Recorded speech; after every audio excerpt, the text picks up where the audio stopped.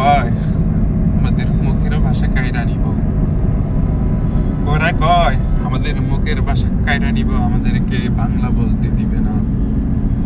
মাগো, আমরা আর ঘরে চুপ করে বসে থাকবো না, আমরা আমাদের মুখের ভাষা যুদ্ধ করে আদায় করে নিব। মাগো, আমাদের মুখের ভাষা আমরা নিতে দিব না, কাইরা নিতে দিব না। মাগো, আমি যুদ্ধে গেলাম, মাগো আমি যুদ্ধ করেছি, আমাদের মুখের ভাষা আমরা রেখেছি, আমার দেশকে স্বাধীন করেছি, আমার জনগণকে আমরা স্বাধীনভাবে বাঁচতে দিয়েছি।